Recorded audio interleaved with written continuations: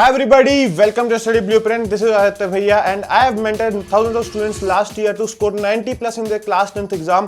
So आज मैं आ चुका हूँ आप लोगों को बताने के लिए कि ऑनलाइन बैचेस में कैसे पढ़ना है, बिकॉज आप लोगों ने एनरोल तो कर लिया है फिजिक्स वाला में, नेक्स्ट टॉपर्स में और भी एन नंबर्स ऑफ बैचेस है जो भी जिसमें भी आपने एनरोल किया है, लेकिन एक ऑनलाइन बैच में आप लोगों ने एनरोल कर लिया है। इंडिया में प्रॉब्लम ये है कि कुछ साल पहले से ही ऑनलाइन एजुकेशन आई है, तो उनमें बच्चों को आइडिया नहीं लग पाता कि उसमें प्रॉपर्ली उसको यूटिलाइज कैसे करना है, पढ़ना कैसे है। यहाँ तक कि आपको बस नोट्स नहीं बनाने, पढ़ना भी नहीं है, उसको डेकोरम जो अपना सराउंडिंग है उसको मेंटेन करके रखना है। इन सब चीज़ों के बारे में बात करेंगे। So let's begin. सबसे पहली बात मैं आप लोगों को बता दूं वीडियो स्टार्ट करने से पहले कि लास्ट ईयर भी काफ़ी सारे बच्चों ने ऑनलाइन बैचेस लिए थे, बिकॉज बहुत ज़्यादा पॉपुलर हो चुके हैं आज तक। नेक्स्ट टॉपर्स, पीडब्ल्यू, बहुत सारे बैचेस आ चुके हैं, लेकिन उनमें से काफ़ी ज़्यादा बच्चे फेल हुए थे बिकॉज उनको यूटिलाइज करना ही नहीं आता है अपने बैचेस को।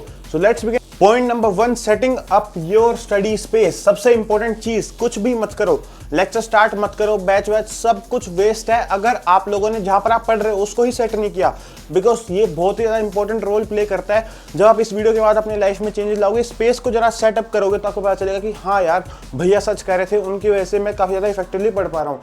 सबसे पहली चीज, आपको एक डेडिकेटेड स्क्रीन अपने आप को असाइन कर देंगे कि यार अगर मेरे पास कोई आईपैड है या कोई घर पे कंप्यूटर है, लैपटॉप है, उस पर मैं पढ़ूँ तो ज़्यादा अच्छा रहेगा फ़ोन से, बिकॉज यार फ़ोन की स्क्रीन होती है छोटी। तो अगर आपके पास है तो आप उस पर पढ़िए। साथ ही में आप लोग गुड लाइटिंग भी रखिए कि यार अंधेरे वाले रूम में मत पढ़ो, बिकॉज उससे थोड़ा आंखों पे स्ट्रेन पड़ता है, जिससे आपको थकान ज़्यादा हो सकती है।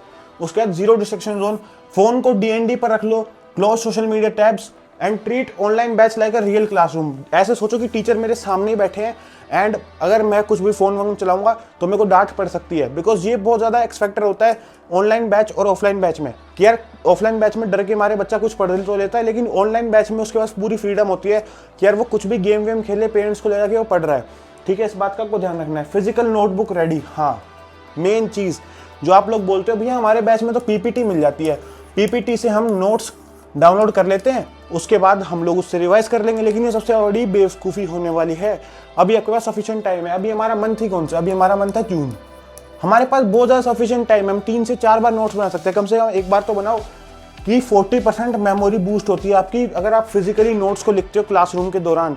सो इस बात का ध्यान रखना। Point number 2, managing your online schedule. कैसे आपको शेड्यूल बनाना है? देखो मैं इसमें आपको कुछ ज़्यादा तो बता नहीं पाऊंगा, because it depends person to person कि उसके लिए शेड्यूल कैसा होने वाला है। फिर भी मैंने आपके लिए एक आइडियल शेड्यूल बना दिया कि आप ऐसे कुछ कर सकते हो। सबसे पहले उठते ही आपको रिवीजन करनी है।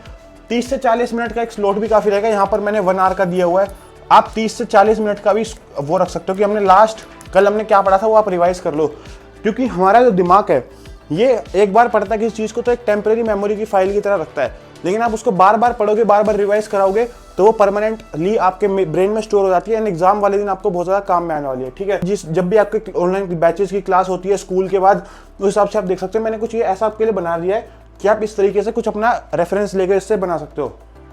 Step number 3, note taking strategies. कैसे आपको नोट्स बनाने हैं?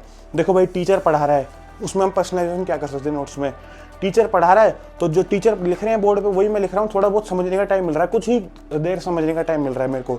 लेकिन यहाँ पर आपको एक मेन एरिया बना लेना, यहाँ पर जो भी टीचर बोर्ड पर लिख रहे हैं वो आप लिख सकते हो हैंड टू हैंड। मैंने आपको बताइए इससे आपकी 40% मेमोरी बूस्ट होती है। ठीक है,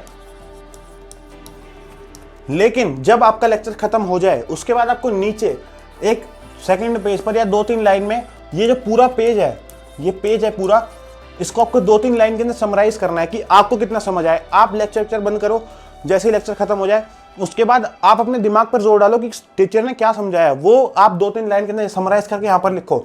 अगर आप ये चीज़ डेली करते हो तो आप रैंक 1 तक स्कोर कर सकते हो अपनी CBSE बोर्ड एग्जाम के अंदर। ठीक है, आपको कुछ ऐप्स मिल जाएंगे, मैं सजेस्ट नहीं करूंगा कि आप इन ऐप को यूज करो। मैंने आपको बताया कि फिजिकल नोट्स आर बेस्ट। ठीक है, next point, active recall techniques की। आप एक्टिव रिकॉल कैसे कर सकते हैं जो कि आपके दिमाग पर जोर दे ताकि आप टेम्परेरी मेमोरी से उसको परमानेंट मेमोरी में शिफ्ट कर सको। तो ये टेक्निक बहुत ज़्यादा इंपॉर्टेंट होने वाली है। सबसे पहली चीज़, फ्लैश कार्ड्स बना सकते हो।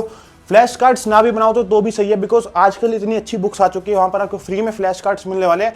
एंड वो बुक कौन सी होने वाली है आपके जो सबसे ज़्यादा यूजफुल होने वाली है, उनसे रिलेटेड वीडियोस इसी चैनल पे आपको देखने को मिलेगी। तो अभी कभी आप इसको सब्सक्राइब कर सकते हो, कोई भी डाउट्स हो कमेंट से पूछ सकते हो। Second cheese, teach it back. या तो आपके पास कोई दोस्त है या पेरेंट है, उनको आप समझा सकते हो कि हमें टीचर ने आज ये पढ़ाया, वो ये टॉपिक होता है, या फिर अपने आप को शीशे में देख करके समझा सकते हो। या मैंने मान लो रिमोट ले लिया, इस रिमोट को ही बता दिया थोड़ा फनी लगेगा लेकिन बहुत ही ज़्यादा इंपॉर्टेंट फैक्टर है ये आपकी उसमें मेमोरी के अंदर कि यार मेरे को जो भी आज पढ़ा है मैंने इसको बता दिया, तो वो आपको रिवाइज हो जाएगा, ठीक है।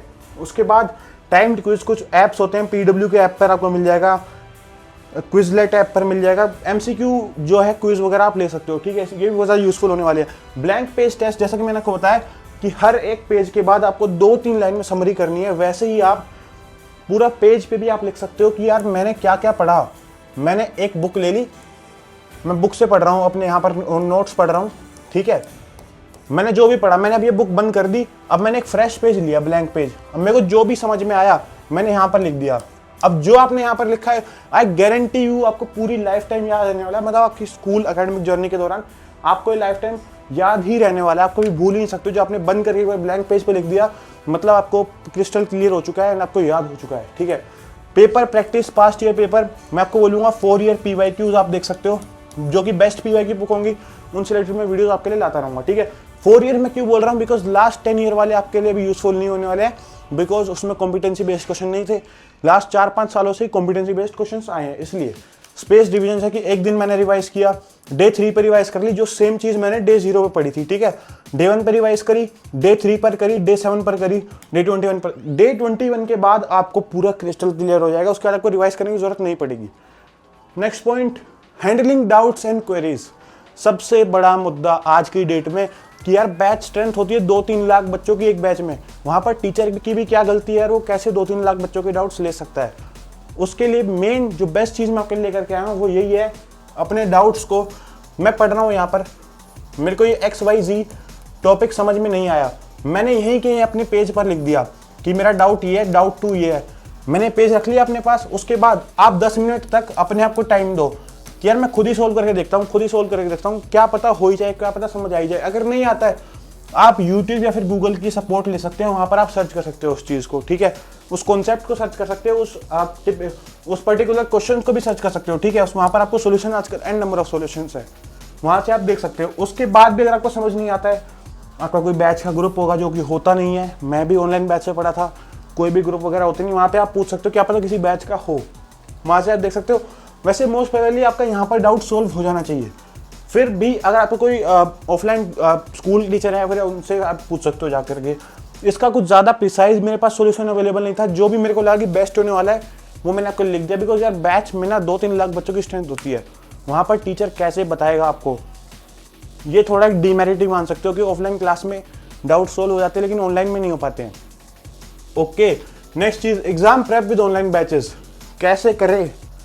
हमने बैच ले रखा है, ऑफलाइन क्लास में तो यूँ होता है कि भैया मेरे पेपर आ रहे हैं तो टीचर पेपर के बारे में सब चीज़ें पढ़ाने लगता है, हर एक चीज़ रिवाइज कराने लगता है। लेकिन ऑनलाइन बैचेस वाले टीचर को कैसे बताऊँ, वो तो अपने फ्लो के साथ चलते हैं। उसके लिए तुम्हारा भाई सॉल्यूशन लेकर के आ चुका है, ठीक है। सबसे पहली चीज़ जो मैंने आपको बताया था, स्पेस रिवीजन करो, पहले डे 1 पे करो, डे 3 पे करो, डे 21 पे करो, बस इसके बाद स्टॉप हो जाओ। उससे आपको 3 गुना रिटेंशन तो आपकी होने वाली है। उसके बाद आपको बता दूं कि मेन चीज़ जो होने वाली है, आप में से जो मेन लोग पूछते हैं कि क्या करें, मान लो मेरा चैप्टर नंबर 1 और 2 आ गया, मेरा UT एग्जाम आ गया, चैप्टर नंबर 1 और 2 पूछ जाएंगे। अब मैं क्या करूं भैया, चैप्टर नंबर 1 और 2 के लेक्चर्स देखूं? मैं बोलूंगा बिल्कुल भी नहीं, इतना टाइम होता ही नहीं कि मैं आप लेक्चर्स देखो।